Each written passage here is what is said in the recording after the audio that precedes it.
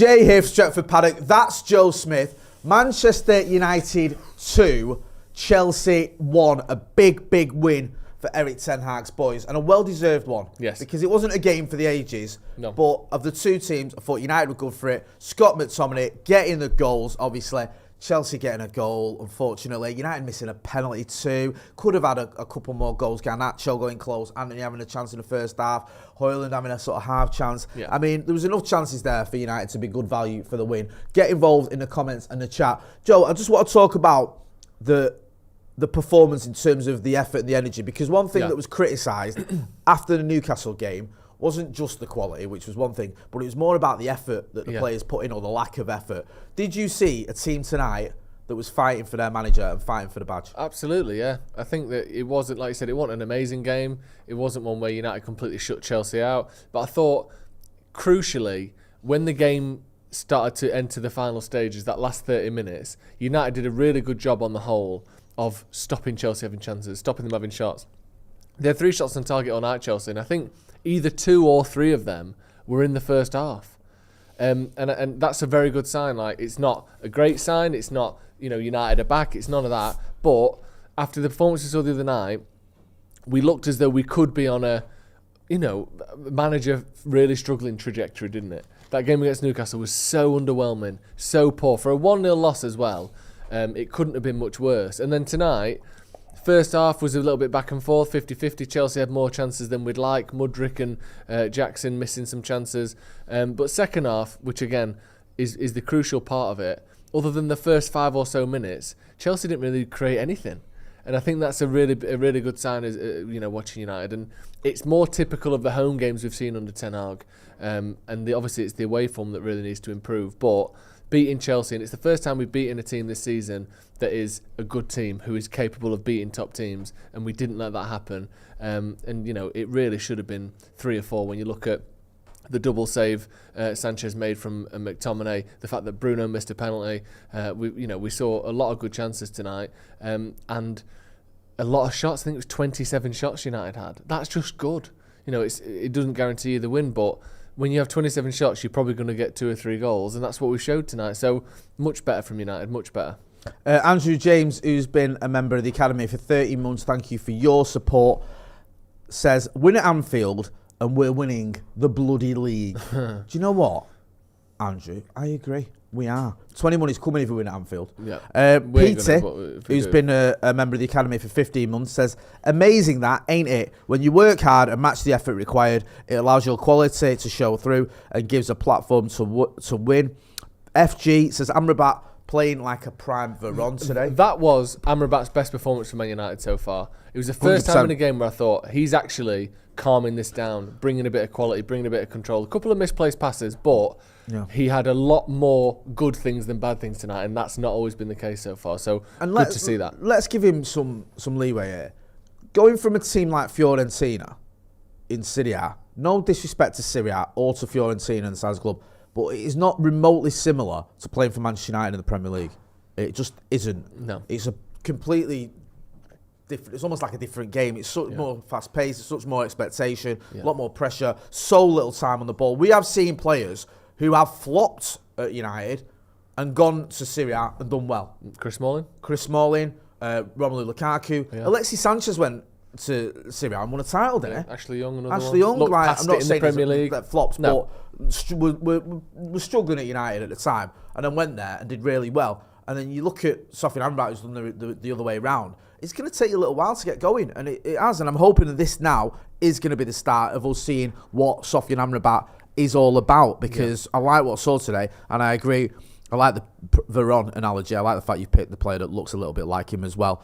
Daniel Berry says Bruno's pen was crap. Yeah, it wasn't a good penalty. I don't think we can pretend that was. AI Williams says, thought Maguire was excellent today. Again, I'll be honest with you. I think that was a much better performance from Harry Maguire today than we saw it on Saturday, and I think that we've seen recently. I thought Maguire, do you know what he did today really well? He cut out a lot of the danger before he got going. Yeah, he made some really important interceptions around the midfield area. he was much higher up the pitch, and there was like, especially in that second half, there was 4 or 5 times when Chelsea could have got through, and he stuck a foot out and he made a challenge and he just read the game well. I thought that was a really, really good performance from Harry Maguire. And we've spoken before about the game. He won Player of the Month for November, and I said you get judged off your next game, or your last game, I should say. Yeah. And he'll be judged off the Chelsea game now, not the Newcastle one. The Chelsea game, good performance, played his part in that win. Yeah, much, much better. It was. And fair play to Erik ten Hag as well, because we don't know what's going on with Rafael Varane. It doesn't look great. Not in the squad tonight. Harry Maguire is someone who was surplus to requirements, it seemed. He's back in the team and playing well. Scott McTominay was another one. There was talk of him going to West Ham. There was talk of both Maguire and Scott McTominay going to Newcastle at one point, or both going out in the summer. They've both stayed, and now they're both back in the team. Daniel Abraham says, Hockmut sauce with a tasty double on a cold winter night. I like that. Martin Ahmed Mansour says, great performance from the team, and thanks for making the commentary more exciting. Love the talk about Kagawa not being able to eat properly. Yeah. And just finally on the chat before I go back to you, Whitterbird, who's been a member of the academy for 10 months, says, who's got to spend more minutes trying to score in the Premier League, Weghorst or Højlund? When he does, he won't stop. I agree with that. And I was saying this, it's a good point that Vicky's making there, because I was saying with Højlund, it's weird. And I've looked in the group chat as well. I've got a few people who in the group chat who are coming from the game and whatnot.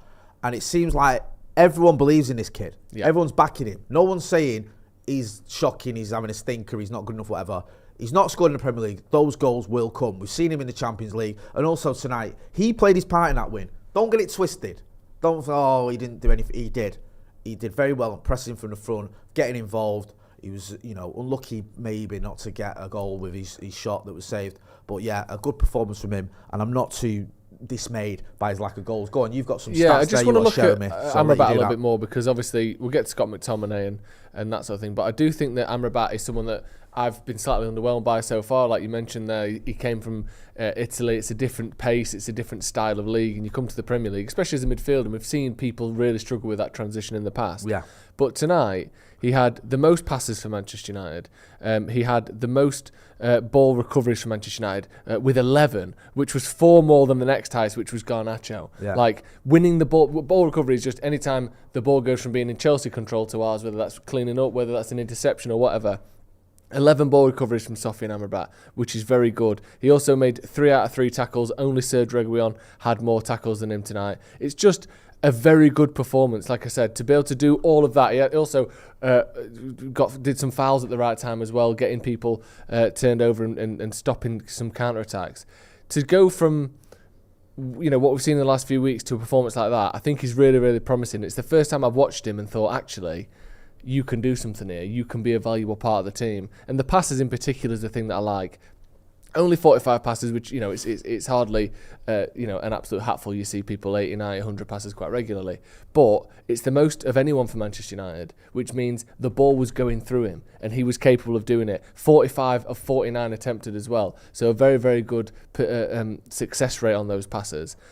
It's just what he needed, a performance like that against, it's not the same Chelsea from 3 or 4 years ago, but it's still a big team and a big name and a good team. And maybe, hopefully, that can be the real kickstart for his United career, because up until now I've thought, what is it that he does? Well, the answer is, on his day, a little bit of everything. Yeah. And I like that. And he sat well and his positioning was very good. There was just that one time he gave the ball away, wasn't there, in our half, which he needs to cut out. But other than that, a much, much better performance from it. And another person, I want to talk about is Bruno Fernandes, because it almost goes under the radar. And I'll talk about the attacking stuff, and maybe you can mention some of the defensive stuff, because I know how impressed you were with some of that toward the end. Yeah. But more chances created than anyone, more final third passes than anyone, more crosses than anyone. Like, he's just there or thereabouts with everything in terms of attack for Manchester United. He just does the lot. He's just, give me the ball and I will turn that into chances. Like I said, more chances created than anyone else on the pitch. He's just such a dependable player. I know he's been called out for being petulant, for almost sort of overworking in a way to sort of show off that I'm still working when everyone else isn't. And actually, he's leaving the space he should be in.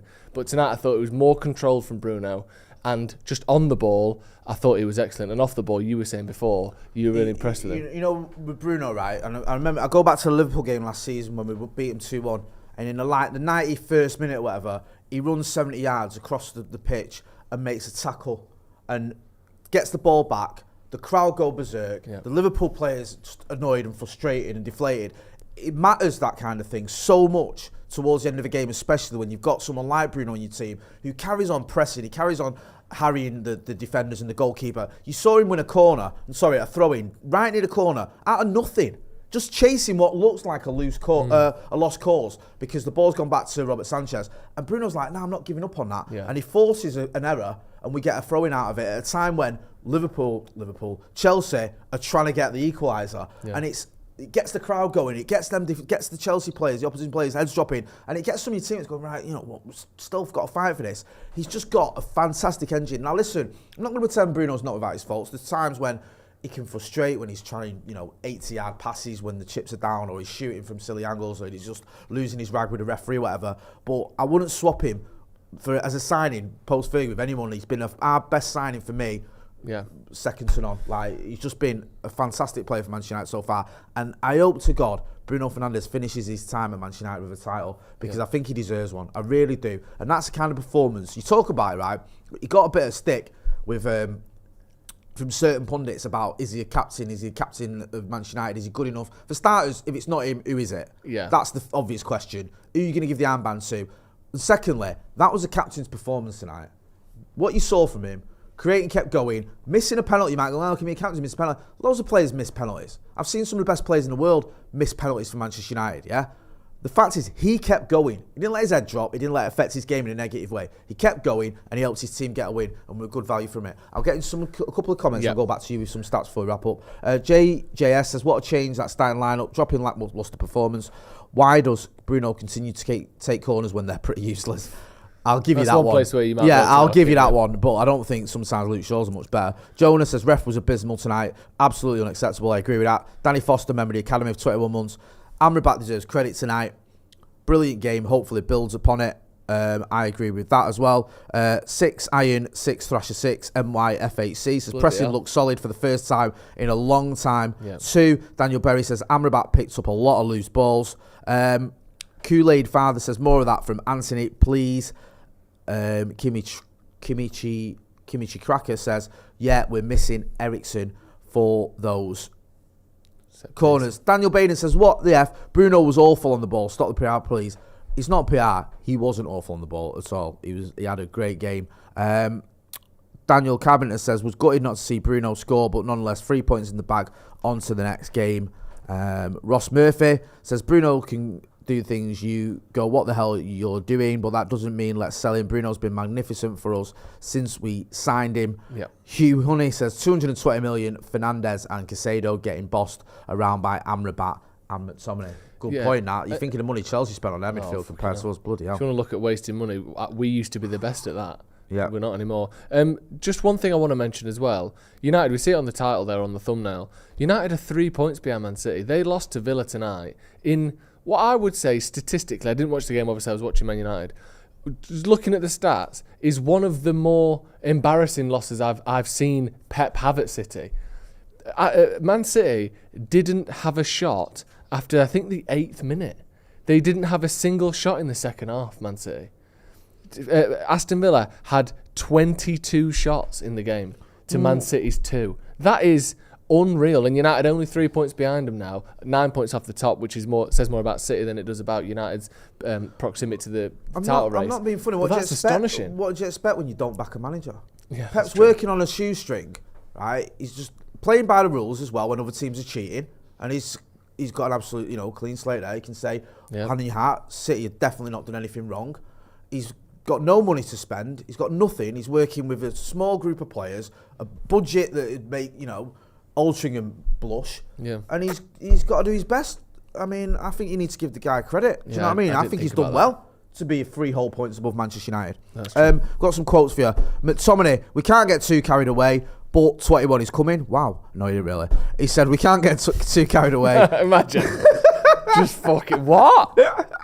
I know, I'll get banned from the presser for that now. We can't get too carried away because we played okay tonight. Scott McTominay on being top scorer for United. On a different night, I could have had 1 or 2 more. He nearly had an hat-trick, didn't he, when he went through on his left foot. Scott McTominay, Anthony, Bruno, Harry Maguire could name a list of players that were world-class tonight. Love that. Maguire was good. Just on some stats as well. Sofian Amrabat recovered 11 balls this evening. Sorry, I think you spoke about this. I did. Senag says, Scott had a very important role. Fernandez, I admire the player.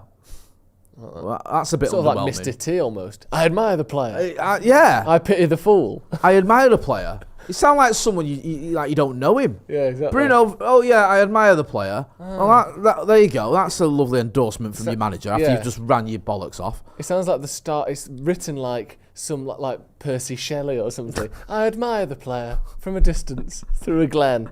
To which it shall be said, I admire the player. Yeah. And it was said. Senag says, when you don't bring it in this league, you get killed. If we don't bring it on Saturday, we get killed. What? Sorry, why has he gone from being fucking Percy Shelley to being Stormzy? If you don't bring it, you get killed. If you don't bring it, you get killed. What is he doing? He's gone full Stephen Howson on us. He's just complete opposite ends of the literary spectrum. And I'm not making this up, by the way. I admire the player. Don't bring it, get killed, mate. What's that? If you don't bring it, you get killed. That's the. If I ever do a slam rap battle, that's my opening line. I can tell you right now. If you don't bring it, you get killed. Eric Senag also says this is slightly more sane. Right, is this back in the middle now? Yeah. Okay, good. When you you get killed. When you what? Are you all right? I think he grabbed the mic at that point. Just don't bring it yet. You're killed, right? When you win, you can enjoy for 24 hours and then you have to keep going. You need resilience if you want to end in the top 4, and that is what we want. I agree. Just going to end on this comment from Gunzu Aka, forever misunderstood. Flawless from Maguire today. Yes, flawless from Maguire. Wasn't flawless for Manchester United, but it was a very good performance. Well worth the win. A big 3 points for Eric Ten Hag. Big 3 points for Manchester United. Just 3 points behind Manchester City, which shows that it's not all doom and gloom at Old Trafford this season. We'll be back tomorrow morning with the news. Then we're going to have Off the Bar. But even more important tonight, we're going to have that reaction from everyone, including Andy Tate. Joe, always a pleasure. Make sure you are hitting like, share, and subscribe. That's been Joe Smith. I'm Jay Moy. This has been a review of a big win for Manchester United. Thanks for watching.